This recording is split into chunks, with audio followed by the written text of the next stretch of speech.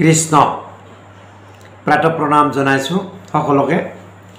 যোৱাকালি আমি ভক্তি প্ৰদীপ গ্ৰন্থৰ প্ৰথম অংশ আলোচনা কৰিছিলোঁ আৰু প্ৰথম অংশৰ শেষত অৰ্জুনে ভগৱান কৃষ্ণক প্ৰশ্ন কৰিছে যে হে পৰম ব্ৰহ্ম পৰমেশ্বৰ ভগৱন্ত, ঋষি সমস্তৰ মত শুনি কোনটো মত শুদ্ধ নিৰ্ণয় কৰিব পৰা নাই। হে নাথ, মই একেবাৰে অনাথ, অজ্ঞান, মূঢ়মতি, গতিকে তুমি মোৰ সংশয় ছেদ কৰা। এই যাগ যজ্ঞ তপ জপ তীৰ্থ মহাদান তুলাদান এইবিলাক আচৰি কেনে গতি প্ৰাপ্তি হয়, কি গতিনো প্ৰাপ্তি হয় এইবিলাক। এই কথা শুনি কৃষ্ণই কি কয় আমি আজি তাকে শুনিম। হেৰা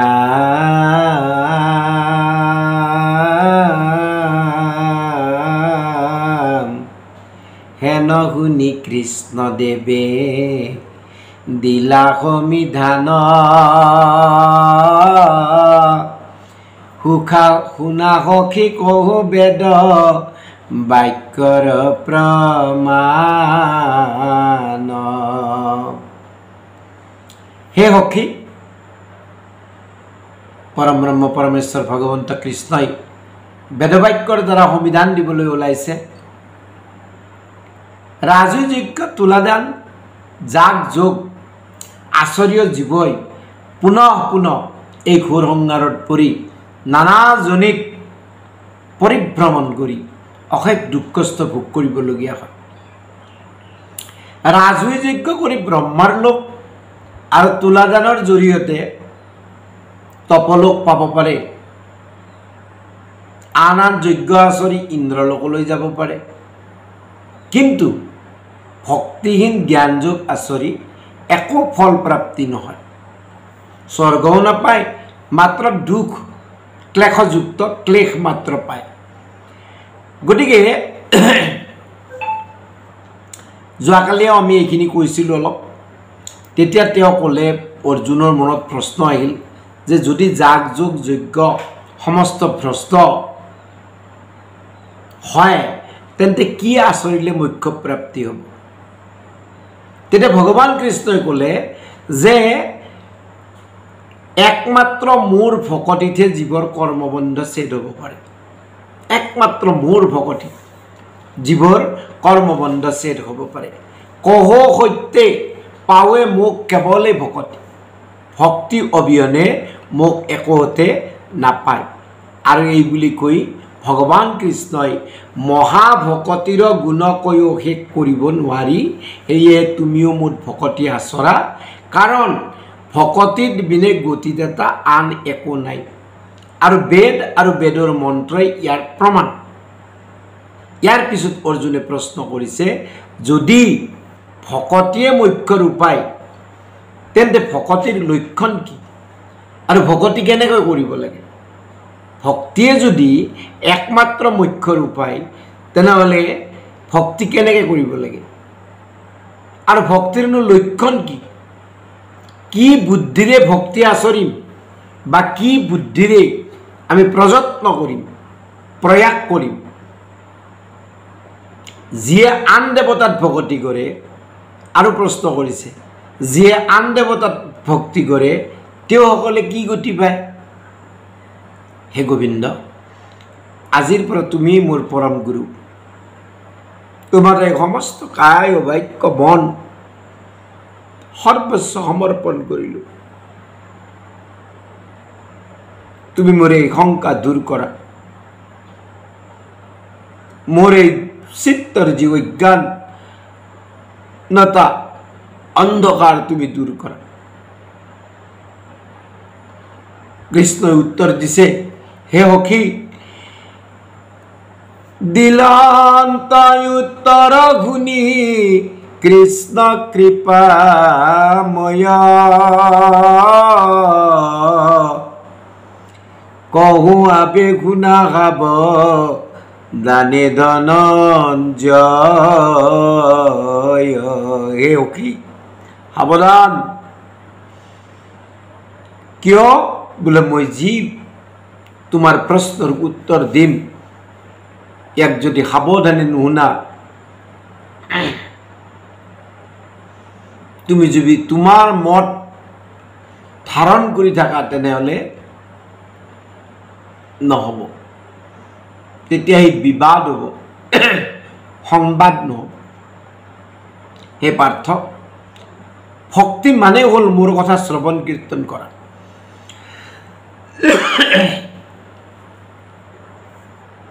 মাধৱদেৱ মহাপুৰুষে নামঘোষাত কৈছে, শ্ৰৱণ কীৰ্তন নিৰ্মল ভকতি কাকুতি কৰিয়া মাগ।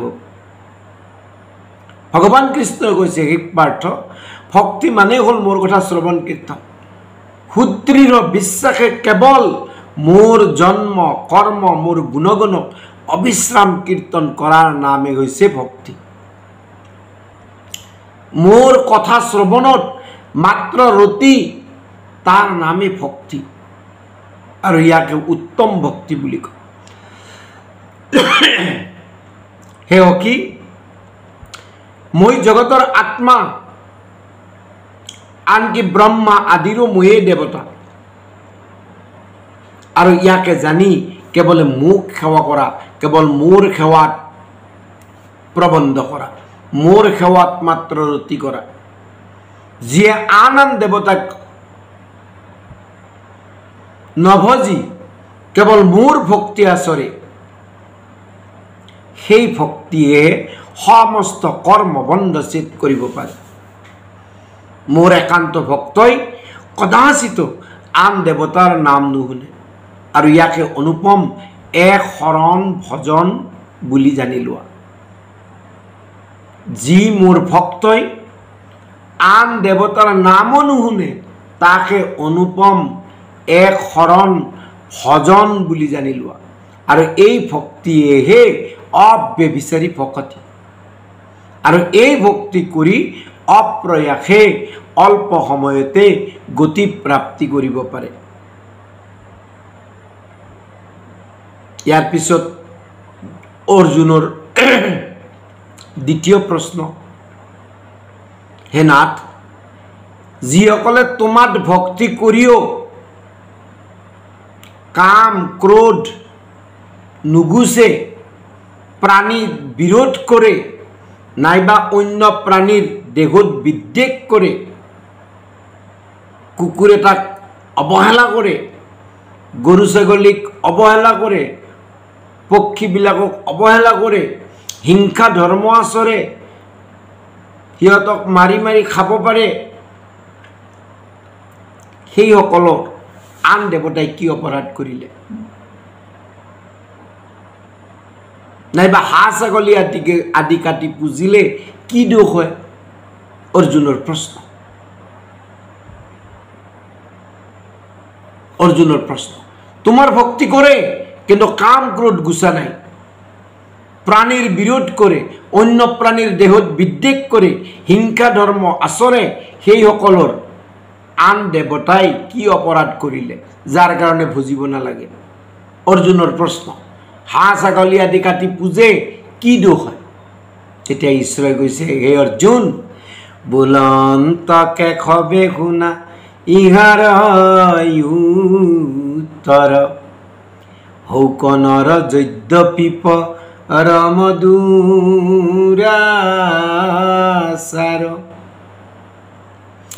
মোকে মাত্ৰ ভোজ কনু পুজি দেৱ আন, হে তথাপি পৰম সাধু সেই মোৰ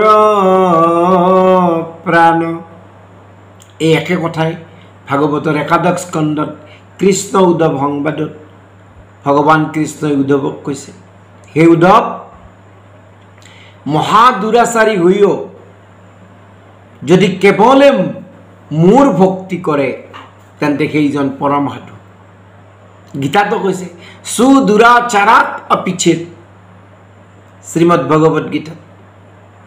মহাদুৰাচাৰী কিন্তু মোৰ ভক্তি কৰে, মোৰ সেৱা কৰে, একমাত্ৰ মোকেই বুজে, সেইজন পৰম সাধু। কি কৈছে নৱম অধ্যায়ত গীতাত শ্ৰীমদ ভাগৱতৰ নৱম অধ্যায়ত কৃষ্ণই অৰ্জুনক কৈছে হে সখী अपि चेत् सुदुराचार भव भजते माम अनन्यभाक् साधुरेव समन्तव्यः सम्यक् व्यवसितो हि सा क्षिप्रं भवति धर्मात्मा सच्चान्तिं निगच्छति कौन्तेय प्रतिजानीहि न मे भक्त प्रणश्यति অতি দুৰাচাৰী পুৰুষেও যদি অনন্য চিত্ত হৈ মোৰ ভজনা কৰে তেওঁকে সাধু বুলি মানিবা যিহেতু তেওঁ মোক সৰ্বশৰণ্য বুলি নিৰ্ণয় কৰিছে তেওঁ অধ্যৱসায় তেওঁৰ যি অধ্যৱসায় এটো অতি উত্তম তেওঁৰ নিচিনা দুৰাচাৰী ব্যক্তিও সোনকালে ধৰ্মাত্মা হয় আৰু নিত্য শান্তি লাভ কৰে হে অৰ্জুন কদ্দেয় তুমি সগৰ্মে প্ৰতিজ্ঞা কৰি ক'ব পাৰা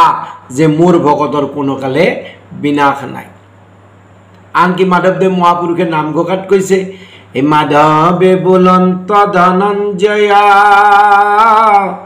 মহাদুৰা চাৰিয়াতি হয় হে আন দেৱতেজী মুকে হে মাত্ৰ জয়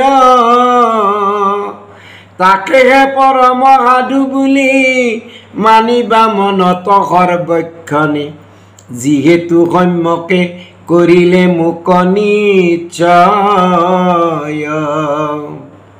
ভক্তিৰ মহিমা অদভূত অধৰ্ম তেজিয়া ধৰ্ম চিত্ত হৱে শীঘ্ৰে মোক ভজি জানা কুন্তি গুট আক কি কুতৰ কি নামানয় তথা গয়া বায়া বাদ্য ছয় বাহু মেলি কৰা অংগীকাৰ অদ্ভুত মোহর পরম ঈশ্বরর দুরাচার ভক্ত নুহি নষ্ট কিন্তু হিত ভক্ত কৃতার্থ হব গতিকে হে অর্জুন পরম দুরাচারীয় আন দেবতাক নভজি নুপুজি একমাত্র মোকে বুজিলে পরম সাধু হয় তেৱে মোৰ প্ৰাণ তাক কোনো দোষে চুব নোৱাৰে তিনি সত্যকাৰী তোমাক কওঁ যে তেও মৈক্যৰ অধিকাৰী হয় আন দেবতাক পূজাজন সেইজনে মোৰ দ্ৰোহী কিন্তু অনাচাৰ কৰোতাজন মোৰ অপৰাধী নহয় অনাচাৰ কৰোতাজন মোৰ অপৰাধী নহয় মোট বিনে মুখ্যদাতা এই ব্ৰহ্মাণ্ডত আন কোনো নাই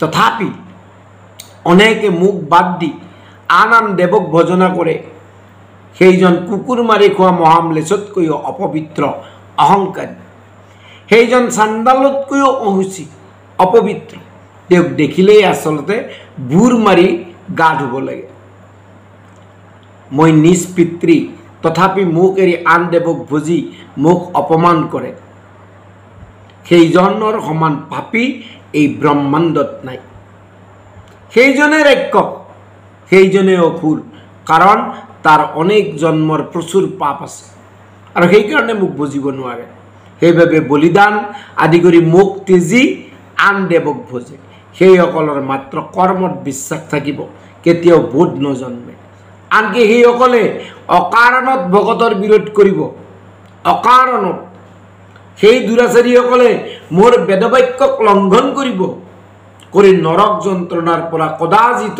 নিস্তাৰ নাপায় হে পাৰ্থ তোমাক মই বেদৰ সিদ্ধান্ত ক'লো ইয়াকে জানি তুমিও আন আন দেৱক আৰু আন আন কৰ্মক ত্যাগ কৰি তুমি কি কৰা মোকেই মাত্ৰ ভজা সমস্ত দেৱধৰ্ম মায়াময় সমস্ত দেৱধৰ্ম মায়াময় কিন্তু মোৰ বচন শিলৰ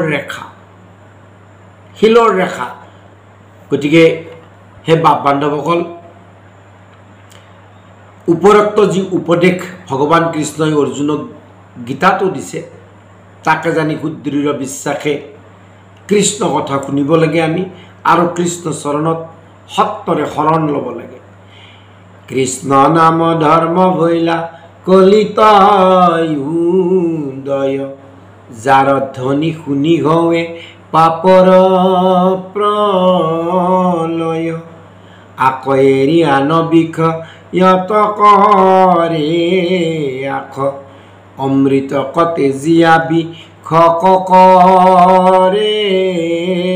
গ্রাখ কেতিক্ষণে পরে প্রাণ তার নাহি স্থিত হেন জানি কৃষ্ণ রস রণে দিয়সিত হেন জানি কৃষ্ণ রস রণে দিয়সিত। ইয়ার পরবর্তী অংকত আমি অৰ্জুনৰ বাকি যি প্ৰশ্ন সেই প্ৰশ্ন আলোচনা